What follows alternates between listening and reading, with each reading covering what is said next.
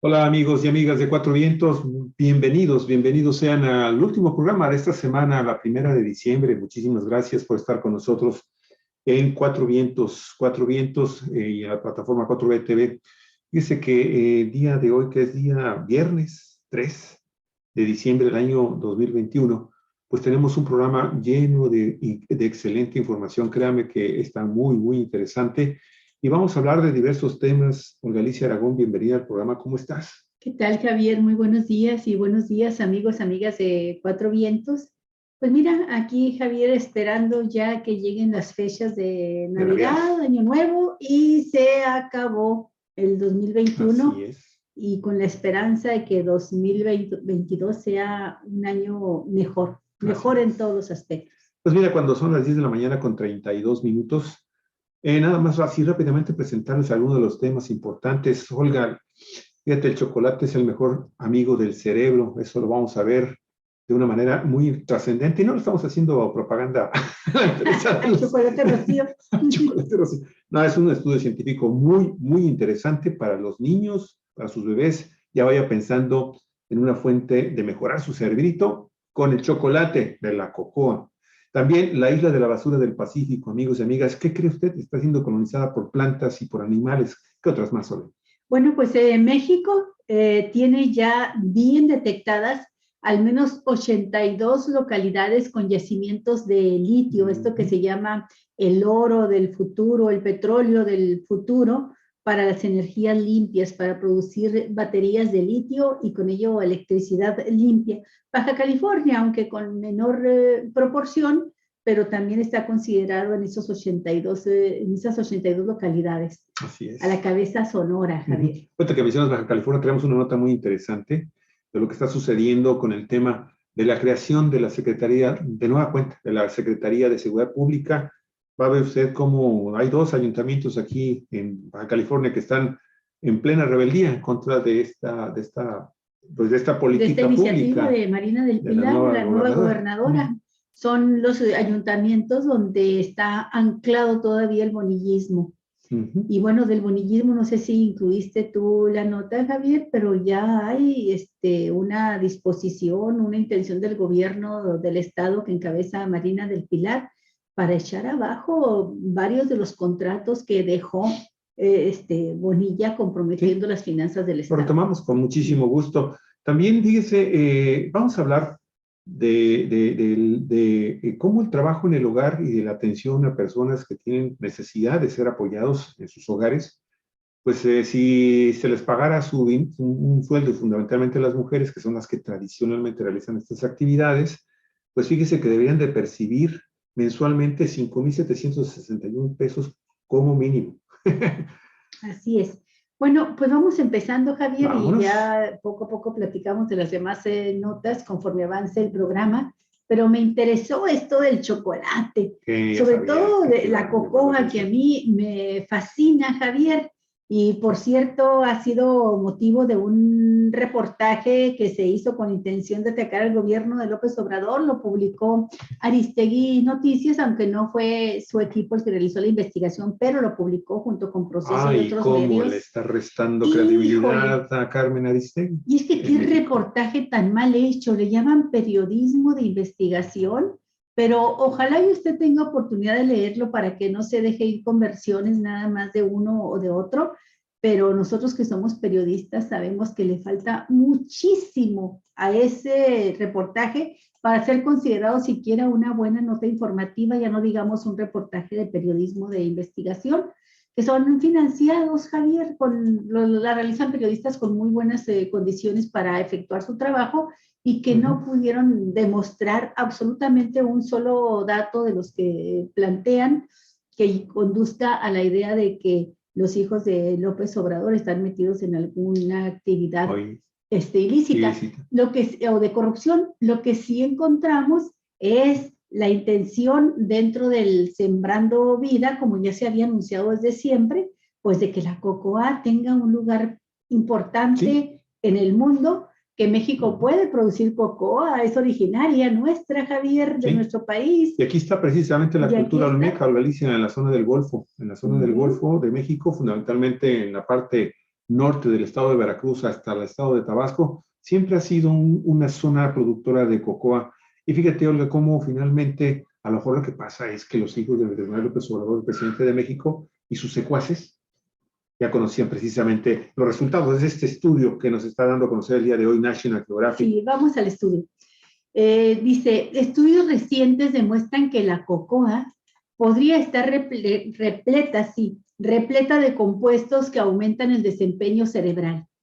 Científicos de la Universidad de L'Aquila en Italia trabajaron conjuntamente con colegas de Incorporation Mars para comprobar el efecto de la cocoa sobre el encéfalo y su actividad. Y es que la cocoa, amigos y amigas, esta semillita, pues es un fruto, ¿no? Es un fruto con semillas, sus semillas aquí están al interior.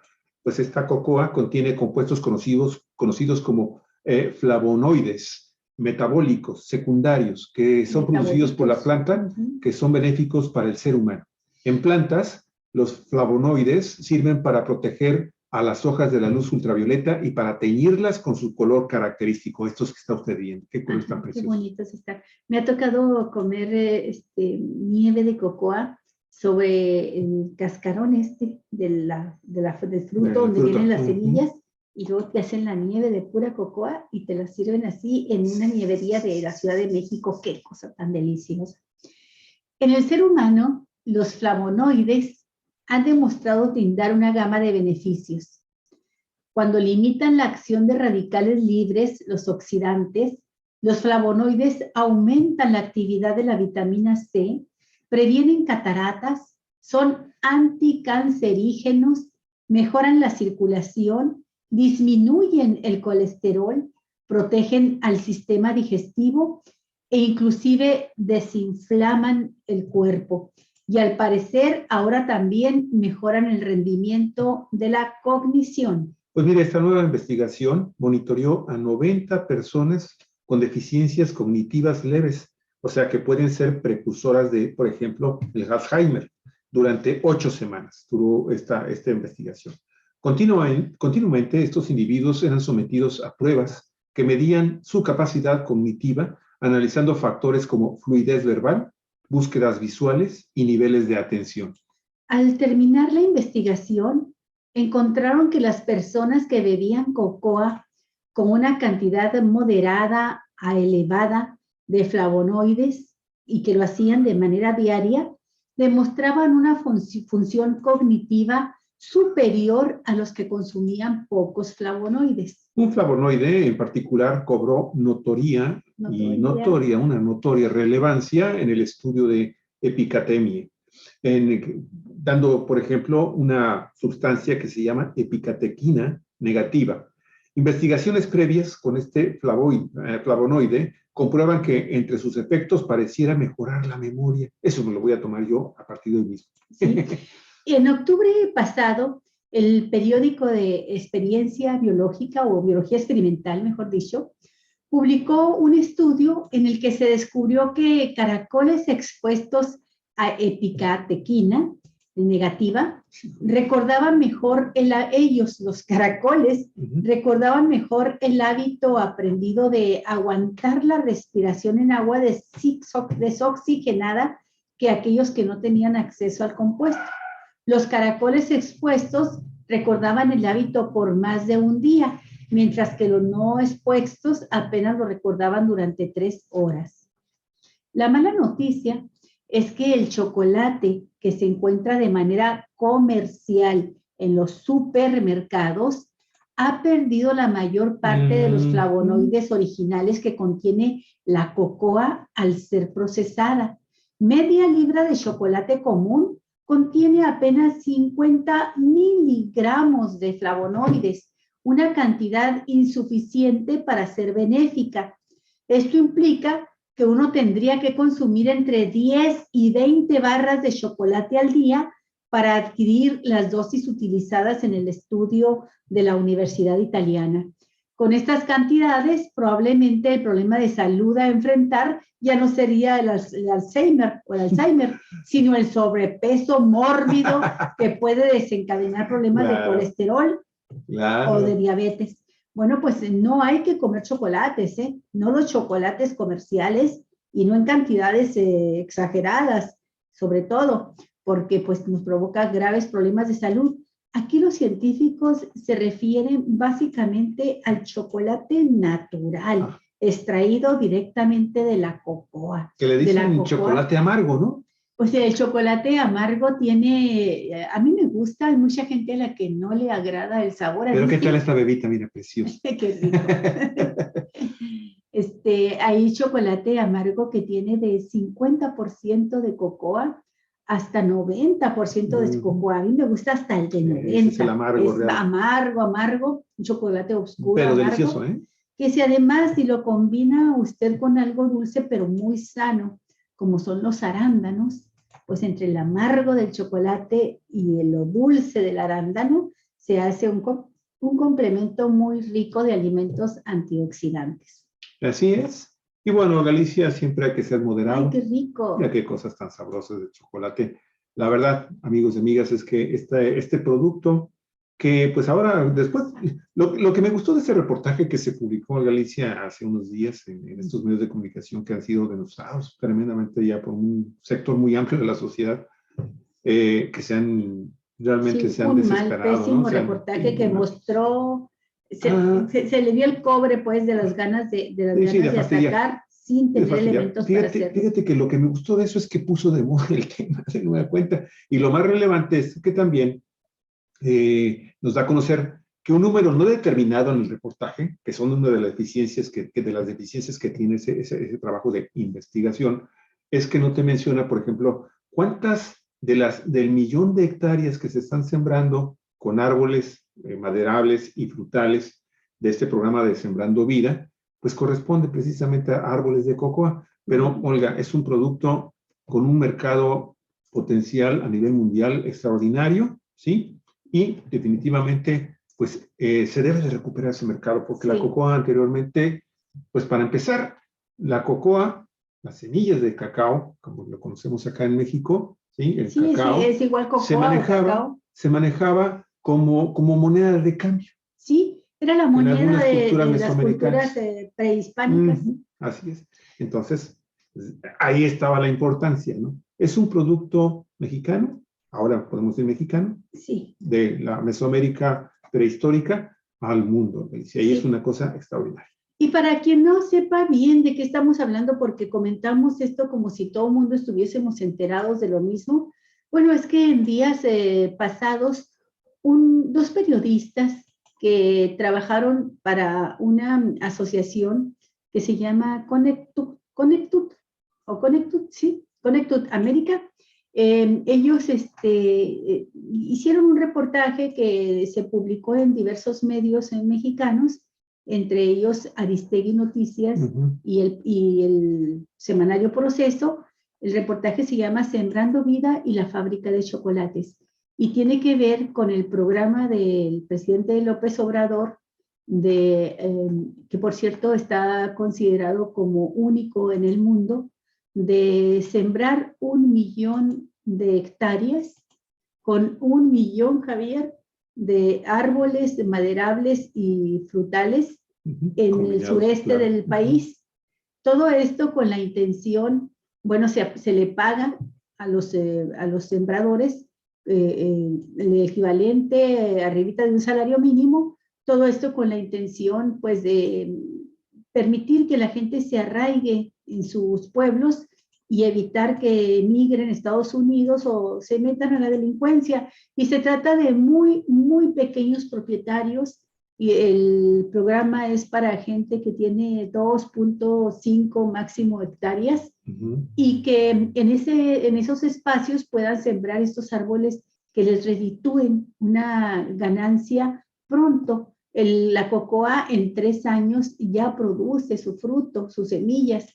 Y supimos por este reportaje, pues de que un hombre que resulta amigo de los hijos de López Obrador, Hugo Chávez Ayala, pues desde hace varios años se había ido a estudiar al extranjero este producto, la cocoa o el cacao, y decidió en su pequeña parcela sembrar y le dio como resultados un cacao orgánico gourmet. Los hijos de López Obrador heredaron en vida 16 hectáreas, Javier, que les dejó el abuelo paterno para la muerte de la mamá de ellos, de Rocío.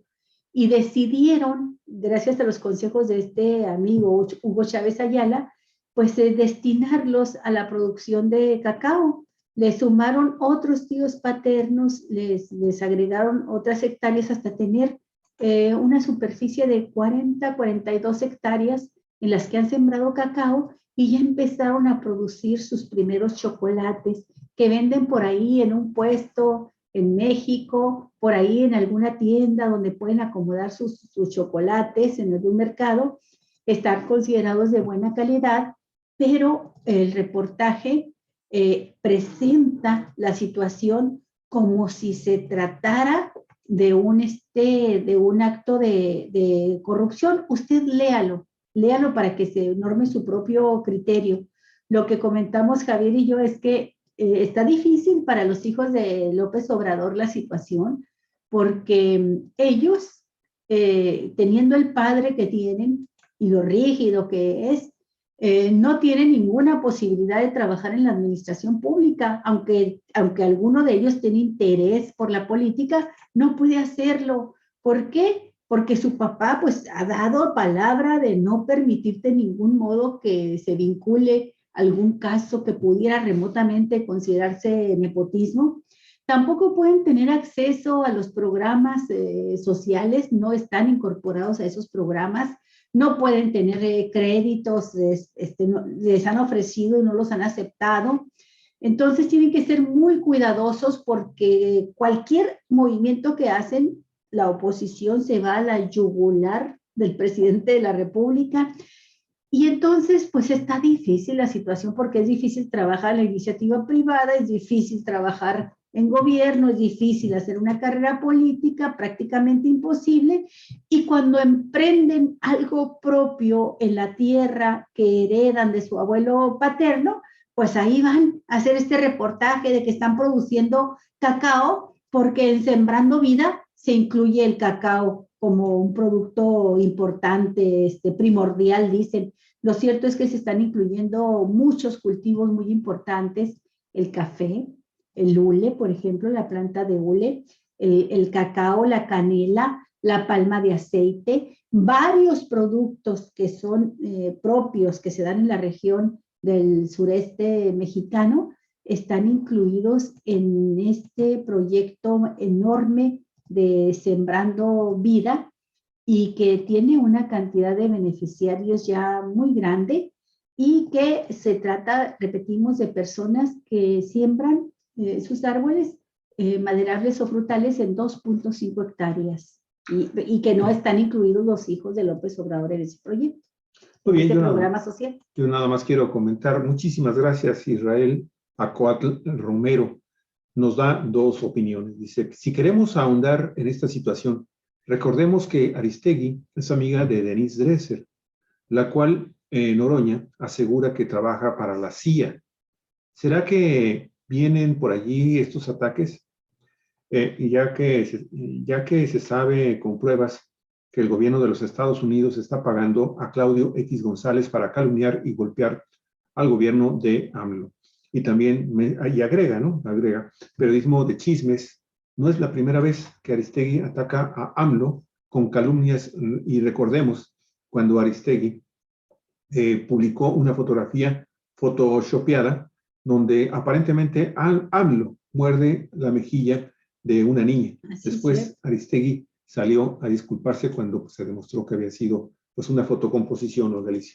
Así está el tema, es un tema polémico y sí, con diversos medios de comunicación. Sí. Y en este momento, amigos y amigas, lo más recomendable, primero que nada, es que usted lea el trabajo. Vamos a hacerle finalmente propaganda, publicidad a ese trabajo. Y usted va a encontrar, creo yo que va a ser usted finalmente el que va a poder determinar si se ajustó o no se ajustó a las normas de calidad periodística de un medio tan importante como Aristegui, que nos tiene acostumbrados a trabajos tan importantísimos como fue obviamente de la Casa Blanca. Hace mucho que no hace un trabajo de investigación. Bueno, vamos a ponerlo en tiempo pasado, no hay hizo problema. El de la Casa Blanca y el de Cuauhtémoc Sánchez. Y así es. Cuauhtémoc Gutiérrez del PRI. De las decanes a las que constituyen, ¿no? Ahí en la red de prostitución interna en el PRI. Congreso de la Ciudad de México y en otros lugares allá del Partido Revolución Institucional. Lo cierto, amigos y amigas, es que, bueno, se está abierto el debate, eso es lo mejor de todo, que finalmente usted, como lo hizo en este momento Israel Romero Núñez, pues expresa sus puntos de vista sobre algo que es fundamental, como son la libertad de expresión, el derecho a la información y también pues, la prensa independiente, ¿no? La libertad de prensa en este país. Así es. Bueno, vamos a la siguiente nota, que es la basura. Híjole, a propósito de Cuauhtémoc Gutiérrez, el dirigente priista que capitaneaba, dirigía para su servicio y de sus amigos una red de prostitución en la Ciudad de México, pues también estaba asociado con la basura, con el negocio de la basura. La isla de basura del Pacífico está siendo colonizada por plantas y animales. Nada más eso. Un comentario científico publicado ayer en la revista especializada Comunicaciones de la Naturaleza informó del hallazgo de especies animales y vegetales en la isla de basura del Pacífico, una superficie de 1.6 millones de kilómetros cuadrados y 100 millones de toneladas, formada en su mayoría de desechos de plástico que flotan en el giro oceánico del Pacífico Norte. Así es una isla, como literalmente flotante en el Pacífico Norte. Ya hemos visto en otras ocasiones fotografías, pero las corrientes marinas van juntando la basura hasta formar esto que ya amenaza en convertirse prácticamente en un mini continente. La isla de basura del Pacífico se formó a partir de la contaminación de ríos, playas y del océano mismo, con millones de toneladas de desechos plásticos. Una vez que la basura yace en los océanos y después de flotar a la deriva, las corrientes oceánicas la arrastran hacia un punto conocido como giro oceánico, donde toda la basura converge, llevada por estas corrientes marinas que ahí convergen, y el agua se mantiene estática. ¿Quién sabe cuántos animales también muertos estarán allí? Como los plásticos tardan siglos en degradarse, su acumulación durante décadas en torno a este punto ha provocado la transformación de una auténtica isla de basura en medio del océano que continúa creciendo día tras día. Contrario a la opinión popular, la mayor parte de la isla de basura está formada de microplásticos que dan forma a una superficie flotante, mientras que solo algunas botellas, envases y toda clase de envoltura en los extremos mantienen su aspecto original. No obstante, un nuevo estudio revela que los desechos se están convirtiendo en el hábitat de diversas especies. El primer registro de este comportamiento ocurrió hace 10 años, en 2011, después del tsunami del 11 de marzo en Japón, cuando el mismo equipo descubrió que más de 300 especies costeras habían viajado a través del Pacífico, transportados en escombros durante años y años. A partir de muestras recolectadas de 103 toneladas de desechos plásticos, el equipo analizó los plásticos y descubrió que entre los principales habitantes de la isla de basura se encuentran anémonas, hidroides y pequeños crustáceos llamados anfípodos. El estudio usó el término comunidades neopelágicas para referirse a las especies costeras que no solo han colonizado el plástico de la isla de basura, también logran prosperar en mar abierto como nunca antes había sucedido gracias a los desechos del Pacífico. El mar abierto nunca había sido habitable para organismos costeros hasta ahora, debido a la limitación del hábitat, ya que creíamos que se trataba de un sitio pues desierto de alimentos, explicó Gregory Ruiz, líder del Laboratorio de Investigación de Invasiones Marinas, así es, invasiones marinas del Centro Smithsonian de Investigación Ambiental.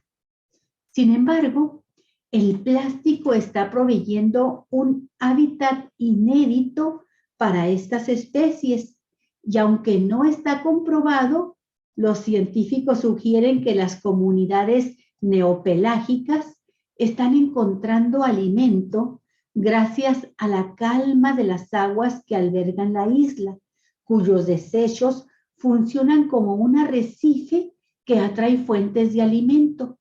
La preocupación principal de los científicos es la capacidad de estas especies para modificar el ecosistema y que llegasen a representar una amenaza para las especies nativas en un entorno que se ha mantenido inalterado durante milenios antes de la existencia del plástico. Fíjate, Olga, aquí en esta gráfica estamos precisamente viendo los dos giros, ¿no? Los dos giros en donde se está movilizando esta enorme isla de plástico. Los podemos ver perfectamente, prácticamente pues están frente a las costas de California, Baja California, la península, ¿sí? Los estados de Washington, de Oregon, en la Unión Americana. Y por otro lado, Japón, ¿no? Ve dónde se encuentran estos movimientos que están ahí, acumulando esta gran, enorme cantidad de plásticos que está siendo denunciada en este trabajo. A pesar de que serán necesarias más investigaciones para atender las nuevas dinámicas entre especies costeras y nativas alrededor de las islas de basura, los científicos consideran que la dependencia actual a esta materia provocará un aumento de colonizaciones en las islas de desechos distribuidas en todo el mundo. Cabe destacar que el día de hoy la Academia Nacional de Ciencias de los Estados Unidos publicó un informe donde llama a su gobierno y a sus connacionales a repensar y reducir la forma en que se está generando plásticos en los Estados Unidos, porque gran parte de este material está ensuciando los océanos y otras aguas del planeta. En ese país, principal productor mundial de desechos plásticos, genera más de 46 millones de toneladas al año de plásticos y alrededor de 1 millón de toneladas termina en los océanos, según el documento de la Academia Nacional de Ciencias. Si el ritmo del aumento actual de la contaminación por plásticos continúa, para el año 2030 colocará 58.4 millones de toneladas en los océanos cada año y alrededor de la mitad del peso del pescado capturado en los mares, agregó el estudio. Finalmente, el reciclaje y la eliminación adecuada por sí solos no son suficientes y no pueden manejar el problema, porque en los Estados Unidos lo que debería de hacer es reducir sustancialmente la generación de desechos sólidos de una manera absoluta y también por persona para disminuir los plásticos en el medio ambiente. Esto lo señala el texto del organismo independiente de esta Academia Nacional de esta Academia de Estados Unidos, creada por el presidente Abraham Lincoln para asesorar al gobierno federal sobre grandes temas de investigación. El problema de los plásticos no se puede resolver a menos que el país los fabrique menos, los diseñe de manera diferente, los controle mejor y limpie más desechos. Y por eso, nuestra recomendación número 1 es reducir la generación de desechos sólidos. Así lo explicó la líder de este informe, Margaret Spring, directora científica y de conservación del Acuario de la Bahía de Monterrey. Híjole, de nueva cuenta un tema que es sumamente polémico, porque evidentemente, los humanos todavía no podemos encontrar nuevas formas de productos y de sustancias y de químicos y de elementos que permitan sustituir al plástico, porque el plástico tiene aplicaciones en infinidad de sectores. Ya esto es una cosa generalizada y el gran problema finalmente también sigue siendo qué va a suceder cuando se termine la extracción del petróleo, de donde se obtiene una enorme cantidad de los productos químicos para poder crear los plásticos. Y bueno, se están creando ya plásticos sintéticos. Sin embargo, el problema de fondo sigue siendo la disposición final de estos residuos que desafortunadamente pues en el mar están generando cuando menos estas dos grandes islas de plástico en el Pacífico, que están generando pues lo que son las cosas por otro lado. Y es que esto tiene mucho de cierto. El hecho de que estos lugares que están apartados de los continentes, no hay islas adyacentes, no hay arrecifes, y eso pues provoca que pues esas grandes extensiones de océano pues estén libres de cualquier otro tipo de vida. Y cuando les das la oportunidad a ciertas especies que son muy oportunistas y que encuentran un medio en donde se puedan desarrollar exitosamente, pues ahí están, ahí se dan. Vamos a ver finalmente si estas especies, qué efectos pueden producir en la salud humana una vez que sean capturados en las cercanías o en el lugar donde están estas islas, y habrá que ver qué efectos absorben estos animalitos y finalmente las enfermedades o las mutaciones que pueden generar también en los seres humanos. Nos aparece por ahí un virus extraño y ¡ay, caray! ¿Por qué? ¿Por qué? ¿Por qué? Ahí andamos chillando. Es un castigo de Dios porque hemos pecado. Es un castigo de Dios porque las mujeres abortan. Es un castigo de Dios porque existen matrimonios del mismo sexo. Ahí estamos tratando de encontrar a quién culpar y decir que es algo que nos viene del cielo como un rayo vengador, un castigo, Sodoma y Gomorra, cuando nosotros mismos lo estamos provocando día con día. Javier, la otra alternativa que no la mencionan, pero creo que tiene que ver mucho también con el uso de estos plásticos de manera más creativa en la industria, por ejemplo, en la construcción. Sí, hay materiales plásticos que se pueden utilizar perfectamente en la industria de la construcción. Reciclados. En la pavimentación, ahí se puede moler los plásticos. Bueno, China, por ejemplo, tiene un uso muy interesante también, incluso Japón, un uso interesante del plástico, hasta en la industria del vestido, de la ropa, de la moda. Hay atuendos bellísimos creados originalmente con plásticos. Entonces también nos falta eso, el reciclado del plástico. Así es. Sí, adelante. En ese sentido, Israel también nos dice, hace unos días observé un documental de una empresa que convierte el plástico usado en la fabricación de bloques para la construcción de casas. Ándale, exactamente a eso me refiero, Israel.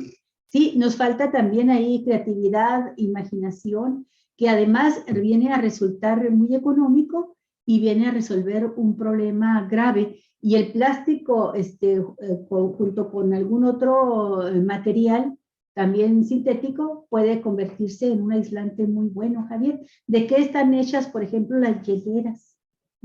Pues están hechos de plástico y trae una fibra de vidrio que le llaman intermedia entre dos capas de plástico, y si tú metes hielo y ahí metes tu cervecita, tu refresco, la cierras y te dura durante mucho tiempo estas hieleras. Así es. Bueno, pues lo mismo, no le pongas hielo, ¿verdad? Ponle algún sistema que provoque calor y te va a provocar también la conservación del calor. Y un último uso de plásticos reciclados, Alicia, que ha sido, ¿cómo se llama? Motivo de una nueva industria que se está generando en el mundo.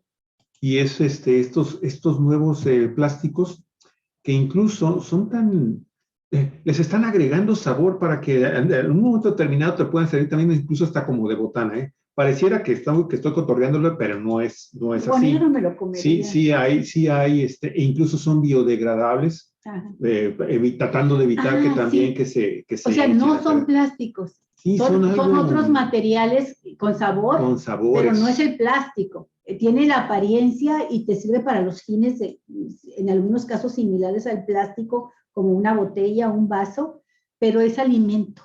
Sí, algo no recuerdo de qué están hechos, pero sí te puedes comer el envase, pero no es plástico. No, ¿cómo vamos a comer?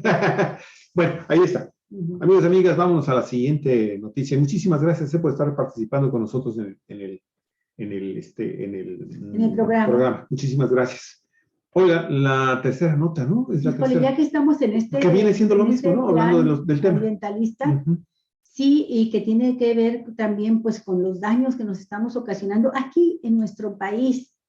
Usted sabe que los gobiernos anteriores dieron una cantidad impresionante de concesiones a empresas mineras, les permitieron incluso abrirse en áreas naturales protegidas y son una explotación minera terriblemente depredadora, Javier.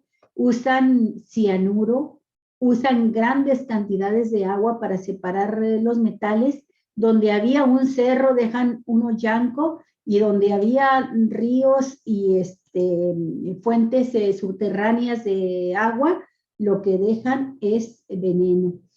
Los residuos de la industria minera terminan en al menos 17 áreas naturales protegidas. Que eso es todavía lo más grave. Así es. Entre ellas, la reserva de la biosfera Mariposa Monarca, donde existen 3 presas de jales, que son los desechos de las minas. Una de ellas en la zona núcleo, un área que por ley debería estar blindada de actividades industriales.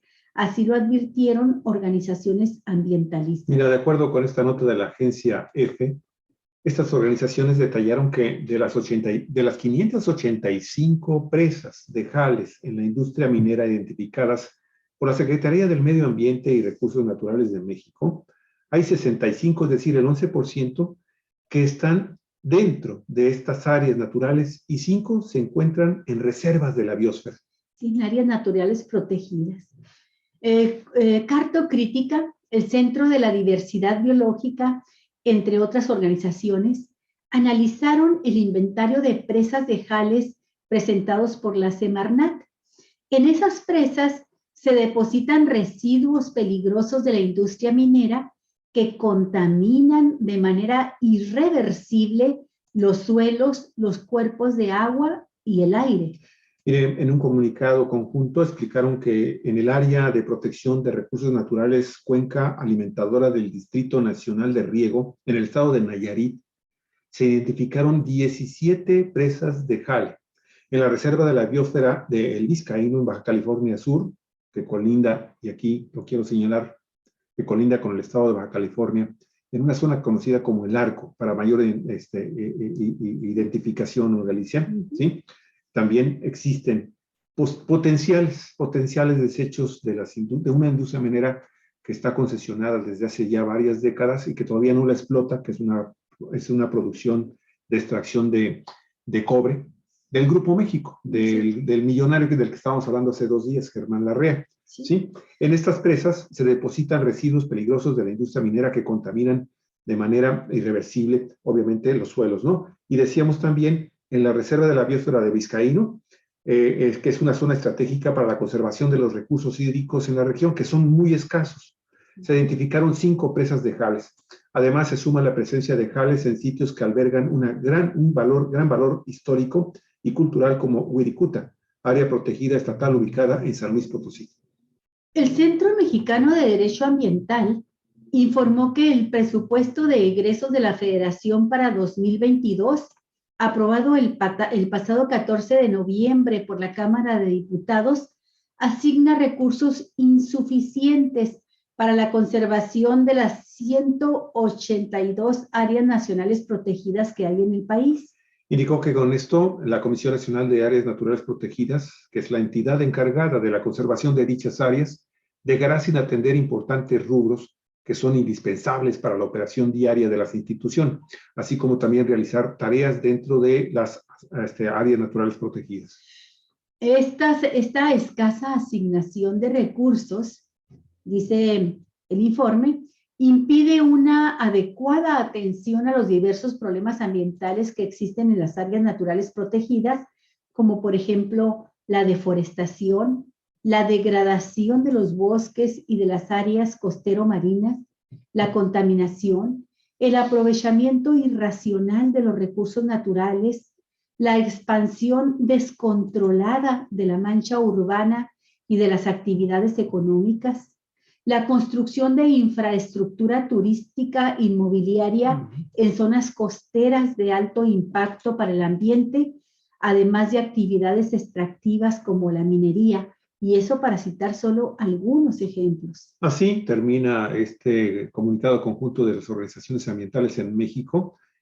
Para el año 2022, la CONAM, la Comisión Nacional de Áreas Protegidas, contará apenas con 9.7 pesos por hectárea para el manejo y cuidado de estas áreas naturales protegidas, lo cual sin duda repercutirá en una menor capacidad para la operación y protección de sitios con alto valor ecológico, económico y cultural que sustentan la vida de miles de comunidades en México, Galicia. Un tema de veras que son de los pendientes, ¿no?, que quedan todavía por resolver de esta administración federal, que estamos esperando que, por ejemplo, en estos casos, yo sí definitivamente siento, Galicia, que la reforma, debe de existir una reforma minera que ponga finalmente a la minería no como la máxima actividad productiva, que está por encima incluso de muchísimas leyes y reglamentos por encima de la producción de alimentos. No puede ser, no puede ser. Y la conservación de recursos naturales, Galicia, en áreas naturales protegidas, que eso es todavía lo más impactante. Nosotros estábamos hablando, y yo me estaba refiriendo, ahorita estaba recordando el caso de la minera El Arco, así se llama este mineral que se encuentra allá, les digo, en el paralelo 28, justo en la división de los estados de Baja California Sur y Baja California, ¿sí? Que están concesionadas y que ya ha tenido algunas etapas de construcción, y de ahí vienen precisamente esos jales que están por ahí, que están ubicados en esa región, y que desafortunadamente, Alicia, como tal y como lo está citando el documento de estas organizaciones ambientales, cuando se estaba, tú recordarás, cuando se estaba recién creando el plan de manejo de la zona del Vizcaíno, con el tema también del área natural del Valle de los Sirios, que es precioso ese lugar, amigos y amigas, que es precioso, créanmelo, de veras. Si usted tiene la oportunidad de viajar al sur de la península de Baja California, y específicamente en esa área en particular, que está como unos 450 kilómetros al sur de la ciudad de Puerto de Ensenada, cuando se estaba creando y se estaban generando las prioridades de conservación y de explotación racional, sustentable y sostenida de esta reserva, pues entró Grupo México, y detuvo ese plan de manejo porque dijo: señores, de acuerdo a la Constitución, yo soy mano. Yo soy el que debe de estar finalmente, debo de tener el acceso del agua, que ahí es escasísimo porque es una de las zonas de la península de Baja California en donde menos lluvias existen a lo largo del año. Y bueno, esa agua se la quería quedar de unos escasísimos mantos freáticos que existen en ambos lados de este paralelo 28, en los dos estados, ¿sí? Pues se los iba a chupar esta compañía minera, que entonces ideó, como enfrentó con esto termino, como enfrentó cierta oposición de los grupos ambientalistas de la región de Baja California y Baja California Sur, ¿sí? Pues dijo: pues ¿saben qué? Entonces voy a traer un ducto de agua desde el mar del Pacífico o desde el Golfo de California, y pues entonces así logró explotar mi gran yacimiento de cobre, que es uno de los primeros 3 más importantes en todo el continente americano. Ahí termino. Así es, Javier. Bueno, pues sabemos ya que fue en los sexenios de Enrique Peña Nieto, voy de más reciente hacia atrás, de Enrique Peña Nieto, de Calderón, de Fox y de Zedillo, cuando más concesiones se entregaron a las empresas mineras, especialmente en los 2 últimos sexenios que mencioné, el de Calderón y de Peña Nieto. Se concesionaron millones de hectáreas de la República. La cifra la dio a conocer recientemente una investigadora experta, habló de 106 millones de hectáreas concesionadas del territorio nacional. Afortunadamente, muchas de esas concesiones se entregaron, pero no las echaron a andar, nunca las explotaron. Están nada más ahí como acaparando, como especulando con el terreno, Posiblemente se trate de terrenos que tengan litio, Javier, y estarían esperando la posibilidad de empezar a explotar el litio.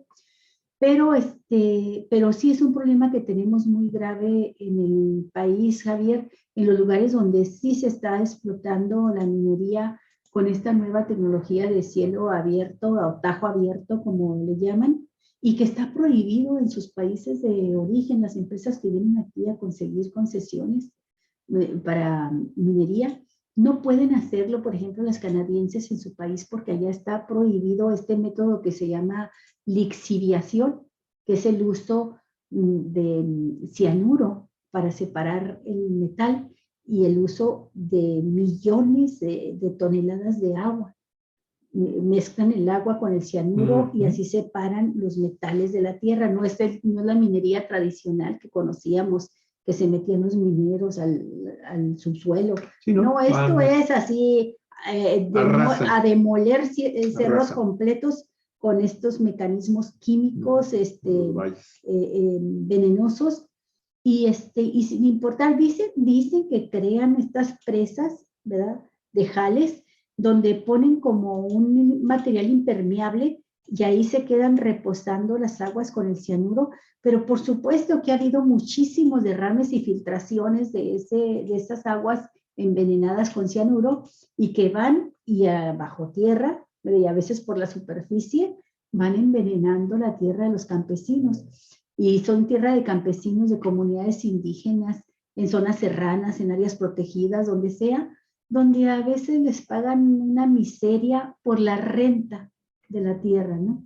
Pero bueno, cada campesino podría recibir, por decirte algo, de pronto 20,000 pesos, que no los tiene, o 30,000, o 1,000,000 si tú quieres, o una concesión que se las dan por varios años, y ya cuando se termina ese tiempo, o se termina el recurso que están explotando, las tierras ya quedaron inservibles, con posibilidades todavía desconocidas de que se recuperen, de que se limpien, o se desconoce incluso la cantidad de décadas, si no es que siglos que requeriría la tierra para regenerarse en esas zonas que quedan pues rentadas a empresas transnacionales. Bueno, pues para que tenga usted una imagen, lo que tú estás mencionando es esto, ¿no? Es esto finalmente. Ahí están las presas, cómo se va abriendo poco a poco la mina, a cielo abierto, y ahí van, ahí van. Aquí van los camiones, amigos, amigas, subiendo para extraer pues, lo que van extrayéndose de esta enorme mina, por ejemplo. Y esto es lo que se quiere hacer allá precisamente en el Arco, Galicia.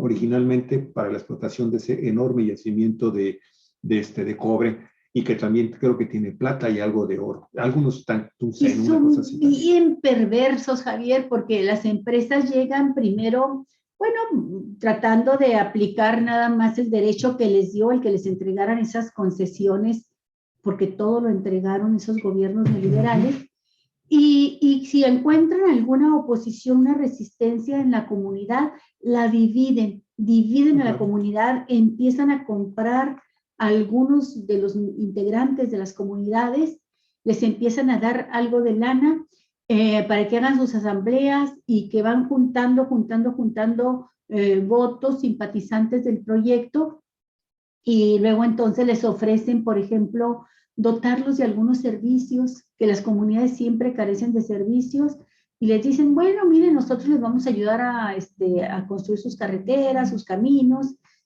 que les hace falta un centro de salud, vamos a construirles aquí unos consultorios, vamos a contratarles un médico, una partera, un médico partero para que los atienda, cualquier servicio, Javier, les ofrecen, y luego después, como ha sucedido en la sierra de Chihuahua, se dan cuenta que el grueso del mineral está no a un lado del pueblo, donde ya tienen la concesión, sino abajo, donde está sentado el pueblo, y han movido a pueblos enteros, Javier. Les dicen, derrumban sus iglesias, sus escuelas, sus casas, les construyen, retirado de ahí, nuevas casas que no cumplen para nada los requisitos de lo que necesita una casa de un campesino en la Sierra Tarahumara, que requiere áreas amplias ¿no?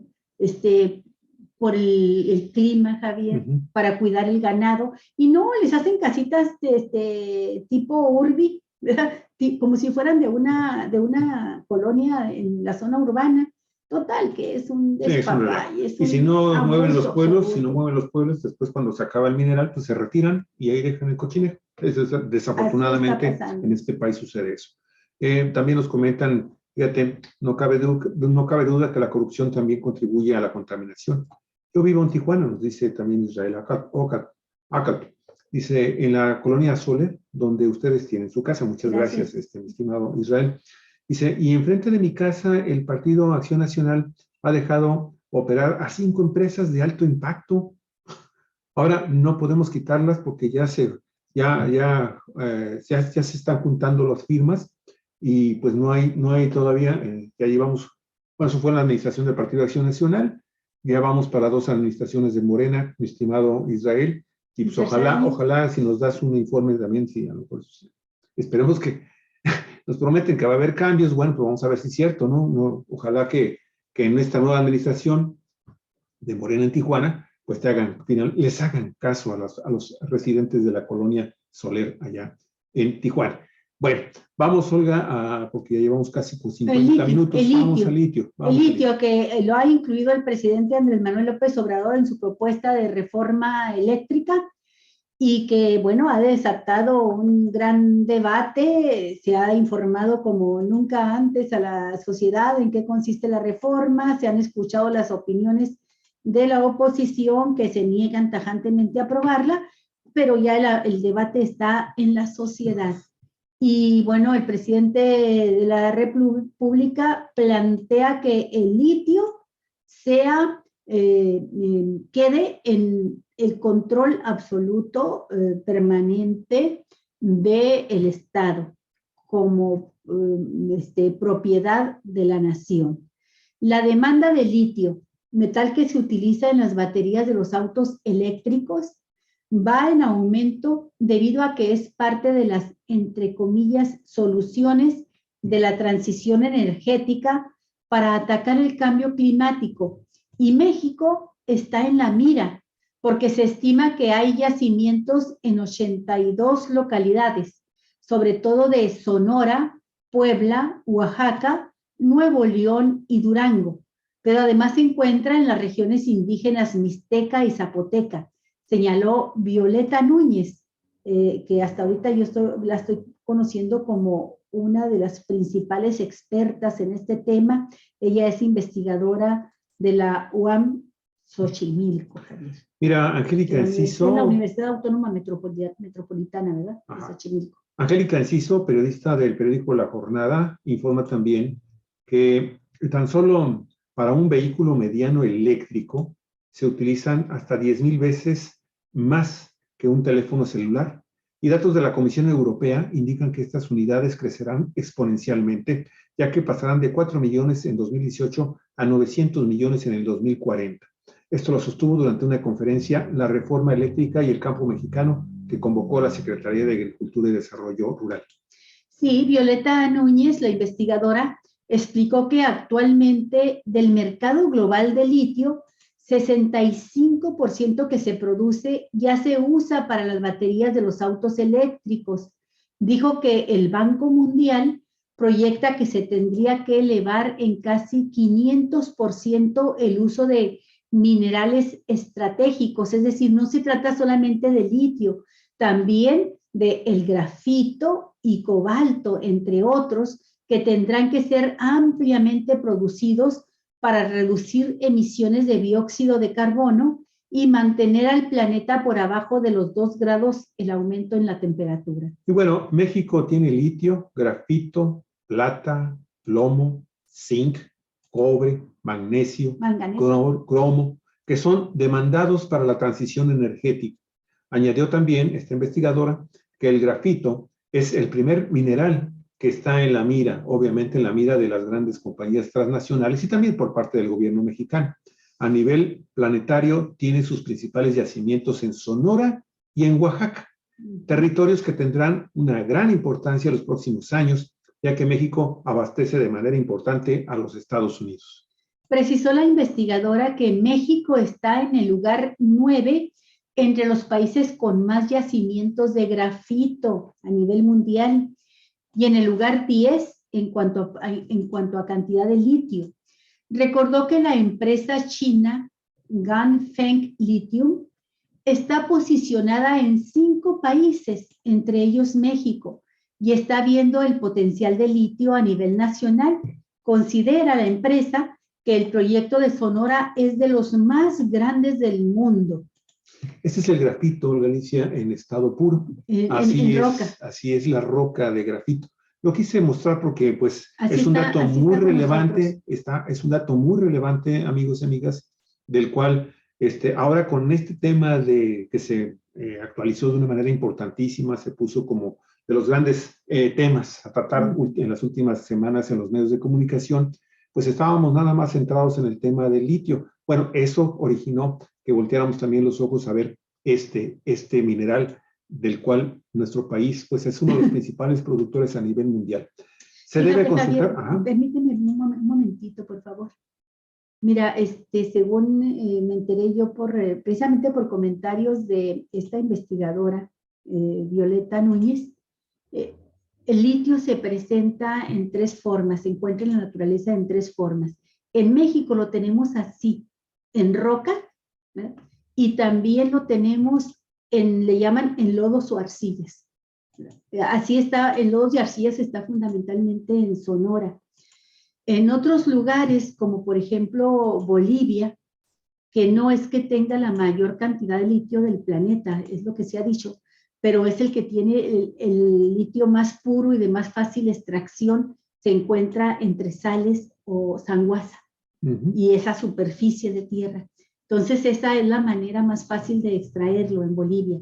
Para nosotros en México resultará un tanto más difícil y costoso, pero de todos modos, y encarece por lo tanto el precio del litio por lo costoso que será extraer. Sí, precisamente el hecho de que sea una roca, la que fundamentalmente se encuentra el litio en estado natural en nuestro país, lo hace no nada más difícil de poderlo explotar, sino que también está más contaminado con otros minerales. Sí. Y la verdad es que yo he leído sobre este tema del litio algunos reportes también de carácter científico especializados en donde dicen que en realidad los yacimientos de litio en nuestro país tienen ese gran problema, que tienen otros minerales y que desafortunadamente para un sector productivo ya más comercial va a generar inversiones más elevadas con una producción menor de la que originalmente se pensaba. Pero bueno, todo esto se va, me imagino, a precisar, a aclarar,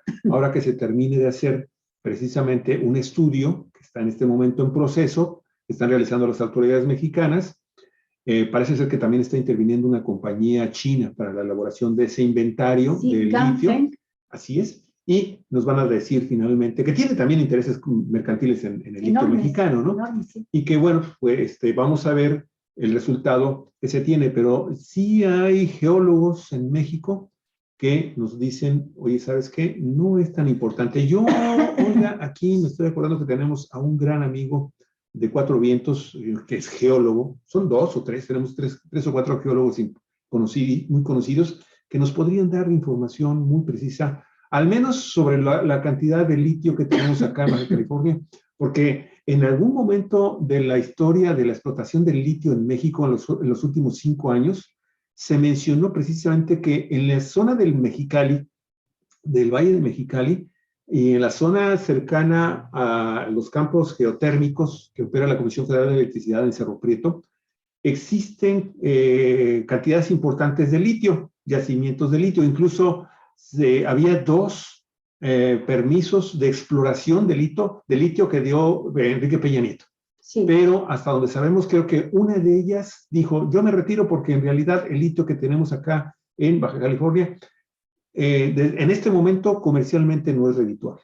Al menos yo recuerdo haber leído esa información hace como unos 2 años y medio atrás. Así que va a ser muy importante lo que nos digan el gobierno mexicano y esta compañía china sobre la pureza, la cantidad real y la calidad de este producto, este mineral en nuestro país. Fíjate, Javier, que estuve leyendo el presupuesto de egresos de la Federación para este 2022 y ahí encontré que de los 82 sitios donde han encontrado yacimientos de litio por exploraciones que ha hecho el gobierno y algunas empresas privadas, en esos 82 sitios, 50 ya está comprobado y ya está calculado el volumen de litio que puede haber y las características que tiene para extraerlo.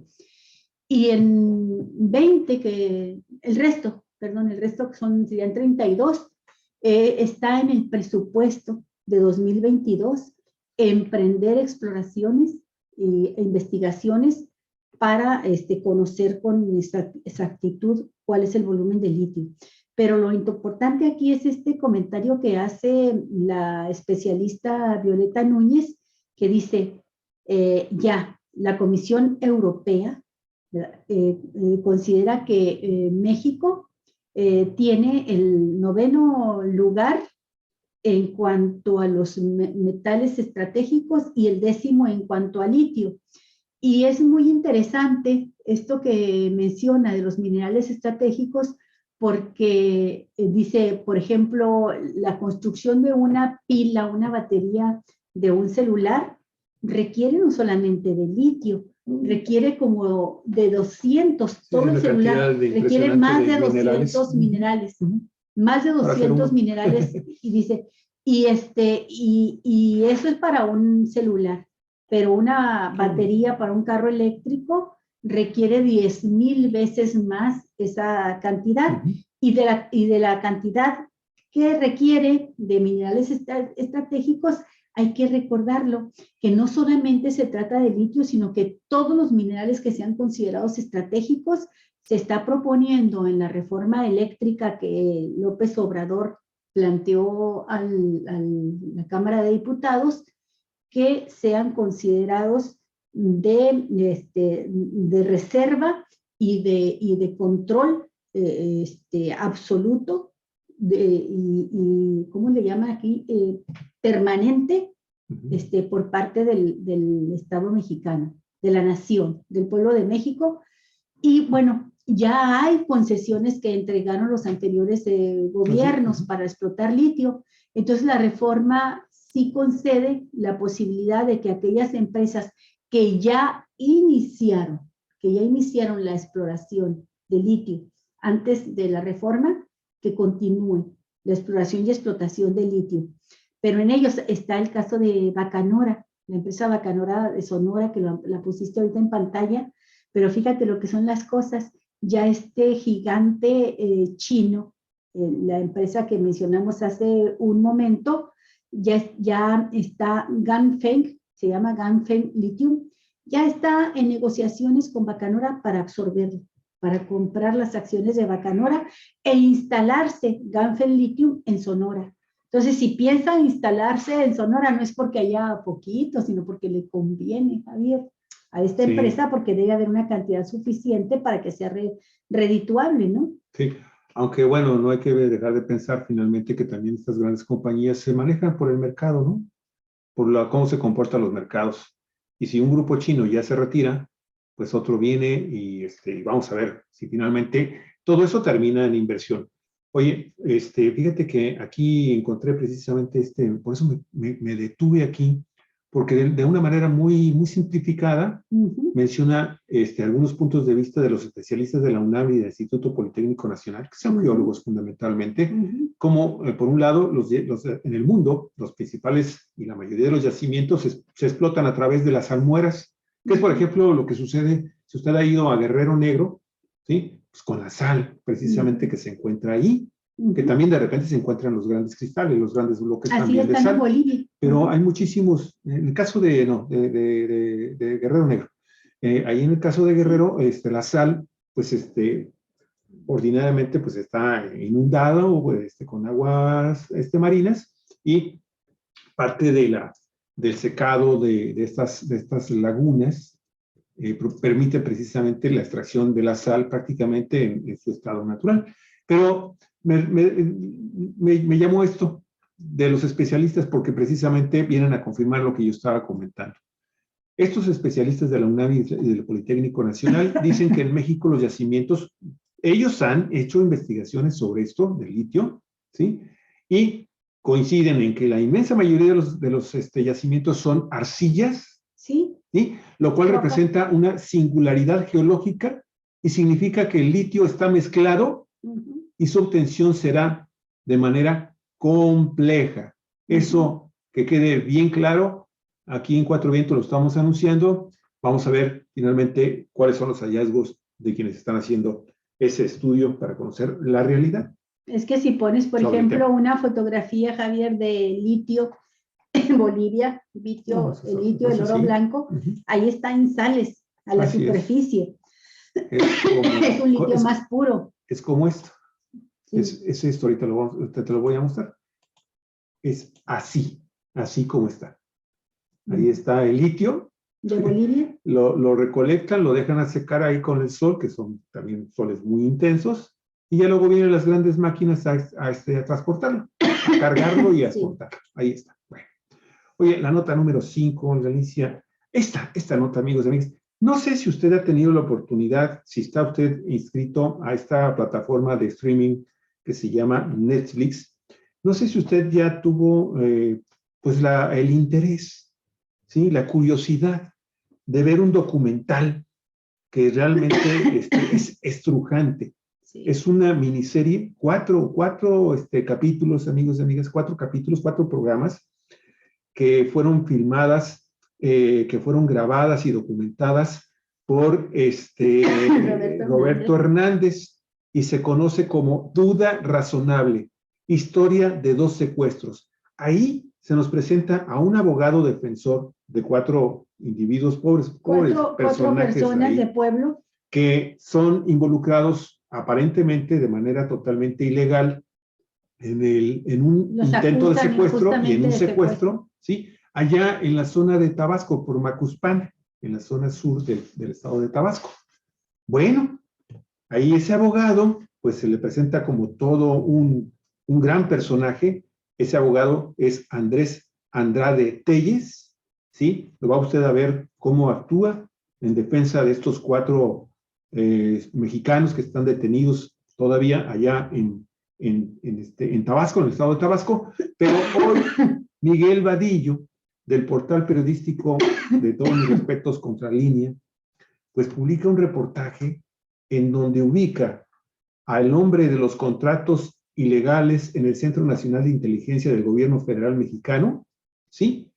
Como Andrés Andrade Telles, el abogado que pues está muy bien posicionado después de la presentación de este documental, que tiene poco de estar en Netflix. Sí, lo acaban esta semana pasada de estrenar. 2 o 3 días. Y es el mismo productor, Roberto Hernández, quien junto con otra compañera, no recuerdo el nombre en este momento de ella, abogada y abogado, hicieron este documental de Presunto Responsable, que también impresionó mucho a México, puso al desnudo grandes injusticias en el sistema judicial y penal mexicano, y ahora esto, pero supera con creces la denuncia, ¿no?, de presunto culpable, y les recomendamos muchísimo que lo vean, porque independientemente del caso de este hombre, Andrés Andrade Telles, no pierde en lo más mínimo valor la denuncia que se hace en duda razonable. Véanlo, por favor. Es increíble. Sí, es estrujante e indignante. Sí, es un caso totalmente real y totalmente vigente. No le vamos a contar nada porque está hecha tan bien esta serie que pues crea también suspenso, mucho interés, y al final pues yo debo confesarlo, hasta me provocó una tristeza, llanto, indignación.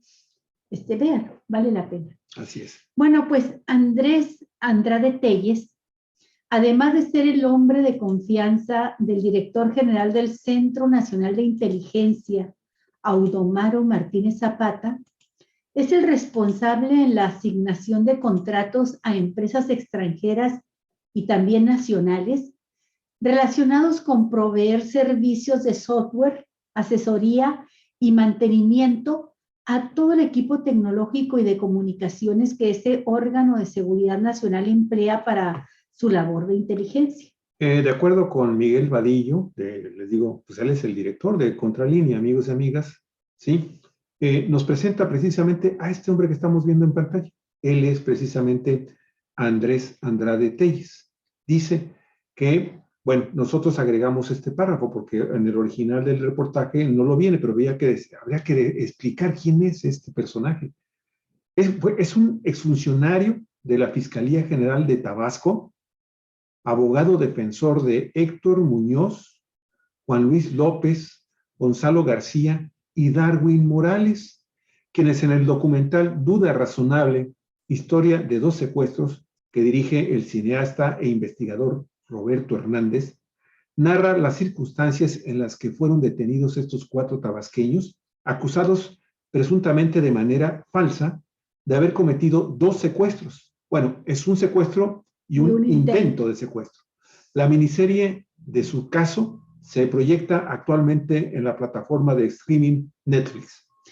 De enero de 2019 a junio de 2020, Andrade Telles se mantuvo en el cargo de director de Recursos Materiales y Servicios Generales del CNI, este Centro Nacional de Inteligencia, y bajo su nombre registró 185 contratos por 106 millones de pesos, todavía con las siglas del CISEN, del Centro de Investigación y Seguridad Nacional, y de los cuales el 55.6% fue por adjudicaciones directas bajo el argumento de que eran contrataciones relacionadas con la seguridad nacional. Pero fíjese, Vadillo nos cuenta que hay otros 186 contratos por un monto de 162.682.000 pesos, de los cuales el 60% también fueron asignados sin licitación por el mismo directivo, ¿sí? Por el mismo Andrade, ¿sí? De este Consejo de Inteligencia en México. En estos casos, aunque empezaron en febrero del año 2019, se mantuvieron vigentes hasta el 31 de enero de este año 2021. Sin embargo, este segundo grupo ya no fueron firmados por Andrés Telles, sino por Hugo Gaona Montiel, o sea que se continuó con esta práctica. Sí, bueno, Javier, pero si te fijas, de acuerdo con la ley, la cantidad sí es mínima de cada contrato y la ley te permite licitaciones directas cuando no involucra cantidades mayores. Estamos hablando de 185 contratos por 106 millones de pesos, es decir, que son contratos de 700,000 pesos, algo así, o sea, no llega al millón de pesos. Entonces, creo que eso es la razón por la que puede hacerse, porque no tanto porque sea por relacionada con contrataciones de seguridad nacional, sino que pueden ser licitaciones directas en cualquier área de la administración pública, siempre y cuando sean por cantidades no grandes, ¿no? Sí, aquí el reportaje también creo que falta un poquito de jerarquización, porque el dato relevante es que hay una compañía de la cual es dueño este personaje, Andrés Andrade Telles, que pues pertenece, creo que es una compañía que él funda, en la cual posiblemente sí tiene intereses mercantiles, y eso es lo que finalmente pues está provocando estas sospechas.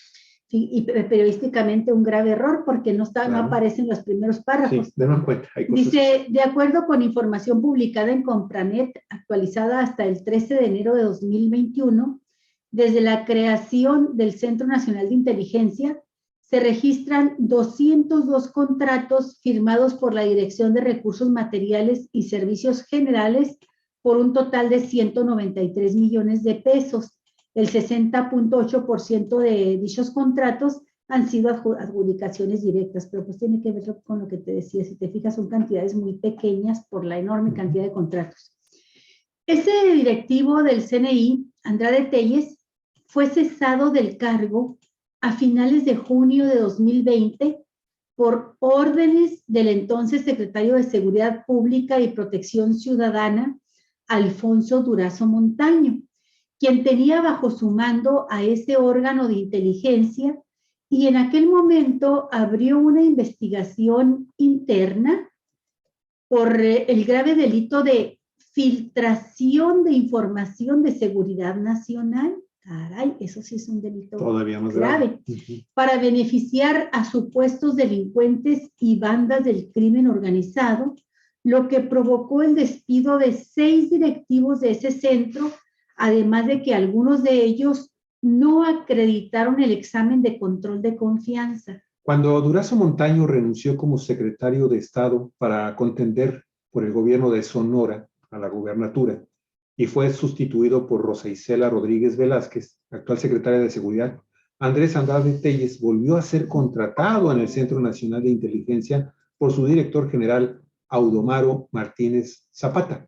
En esta segunda ocasión, en un cargo superior, el de Coordinador General de Servicios Técnicos, desde donde mantiene a una empresa de software que se llama Palo Tinto Networks SADCB como una de sus principales proveedoras y a la cual le han asignado 2 contratos por 31.325.703 pesos, cifra muy superior a los servicios que proporcionan otras empresas que habían sido contratadas con anterioridad. Sí.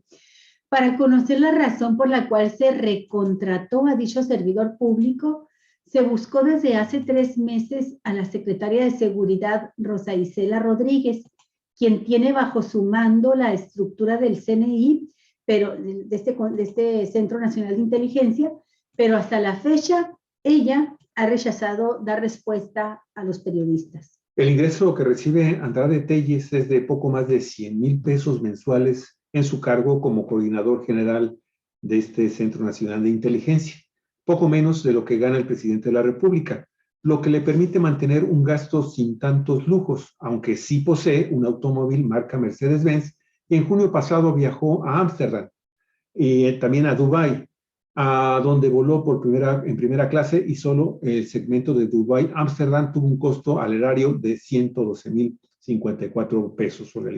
Y así va este reportaje que, pues, te digo, a mí la verdad me sorprendió. Sí. Me sorprendió hoy porque pues, ayer acabábamos de observar este documental, Olga Alicia, esta miniserie dramática hasta la saciedad, y que pues uno se quedaba con la imagen de este sí, abogado, ¿no? Como un hombre valiente, que no cobró honesto, que no cobra a las familias y a las víctimas, bueno, a las personas que están siendo acusadas de estos 2 actos ilícitos de alto impacto, y que incluso nos sugieren en el documental, es lo único que voy a mencionar, que atentan contra su vida en un incidente automovilístico que la verdad indigna.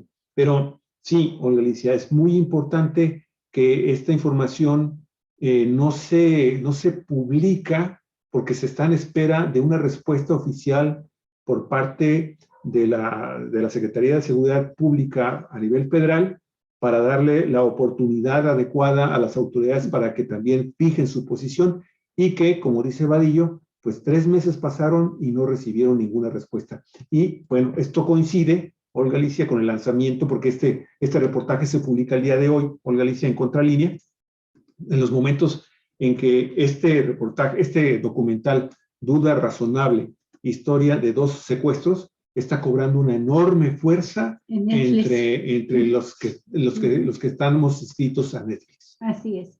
Bueno, les recomendamos ver el reportaje y por supuesto que vamos a estar muy, muy atentos a lo que se genere con esta información. Seguramente Rosa Isela Rodríguez, secretaria de Seguridad Pública, tendrá que dar una respuesta y no tarda mucho, tendrá que hacerlo seguramente el lunes. Los lunes presentan un informe del avance del trabajo de seguridad pública. Ahí seguramente en la mañanera del presidente López Obrador va a saltar el tema. Eso, y por otro lado también esperemos la respuesta del gobierno federal sobre el contenido del documental. Sobre el caso del documental. Sobre el contenido de ese documental, amigos y amigas, porque precisamente lo dejan en que... No digas, lo platiques. En que se incorpora esta administración federal, ¿sí? Y obviamente, subsiste. Tiene que dar una respuesta el actual secretario de Gobernación, que era el gobernador del estado de Tabasco a partir de septiembre, octubre El problema del se genera en el sexenio 2018, anterior.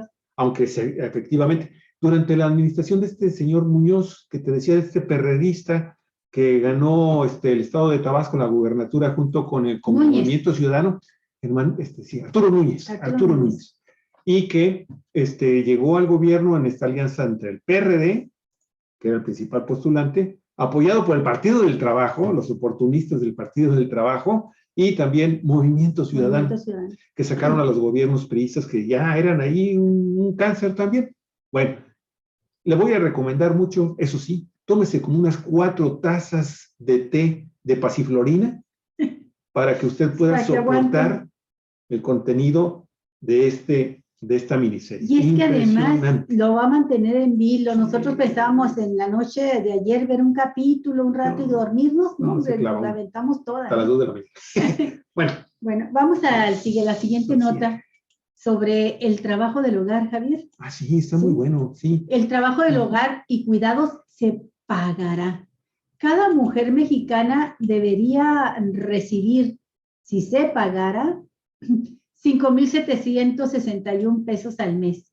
Si el mercado pagara el trabajo a todas las mamás, las hijas o las hermanas, las tías, a cada una, las abuelas, a cada una debería percibir esa cantidad, 5,760 pesos mensuales por sus labores realizadas.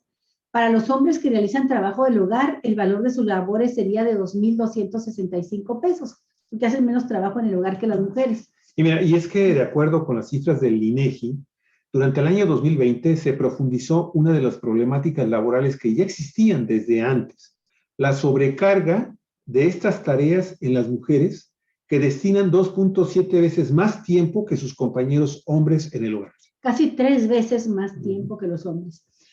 Con los confinamientos, la carga y necesidades de cuidado y guía dentro de los hogares aumentaron, y los confinamientos por la pandemia. Y el impacto de esto fue diferenciado entre hombres y mujeres. La población laboralmente activa femenina dejó con más frecuencia sus empleos, consiguió trabajos de menor rango para tener más tiempo para atender a la familia y enfrentó jornadas más largas por su trabajo remunerado, más el trabajo del hogar. Mire, el Instituto Nacional de Estadística, Geografía e Informática, el INEGI, destaca también que uno de los rubros en los que se incrementó el tiempo destinado fue al de cuidado de la salud, que pasó de 48 a 52 millones de horas. Esto como parte de la incidencia inédita de enfermos de COVID-19 o de las otras enfermedades asociadas, ¿no? Crónicas, pero que no podían ser atendidos en hospitales o clínicas y permanecieron así los enfermos en casa. Híjole, ¿quién no conoce un caso, 2, 3, muchos de familiares, amigos, vecinos que tuvieron que quedarse encerrados en la casa porque no pudieron ir a los hospitales y ahí tuvieron a una mamá, a una hermana, a una hijita que los cuidara, ¿no?